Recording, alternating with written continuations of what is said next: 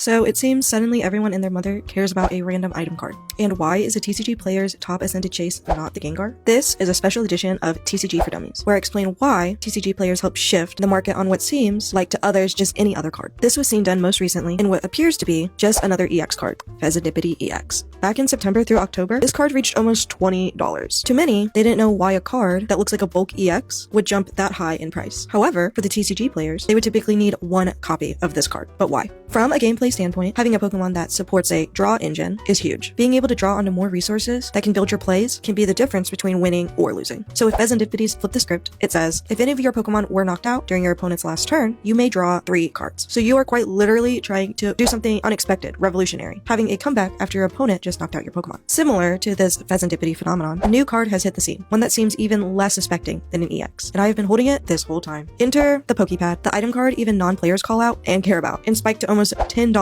on release. But why? Like the Pezandipity, almost every deck past April 10th will contain a pokepad, but typically not just one. It will contain a full playset, or 4 copies. That's 20 copies of this card if the average player builds 5 decks. Have you heard of Nestball? Search your deck for a basic Pokemon and put it on your bench. Well, it's gone in April, and Pokepad is basically the new, better version. Pokepad says, search your deck for a Pokemon that doesn't have a rule box. Reveal it and put it in your hand. This is a game changer. This basically is a free search your deck and get your basic Pokemon or evolution. Any non-EX is basically up for grabs. And what makes this so great is there is no discard penalty. Like Ultra Ball, where you have to discard 2 other cards to be able to get a Pokemon. I know Ultra Ball can get an EX, but I'm just saying. So TCG players have a huge impact on the Pokemon market. Next time when you rip a pack, take a look at the cards. No, not the artwork or the rarity or the monetary value. Read the card. And maybe you have the next gem to the Pokemon TCG community.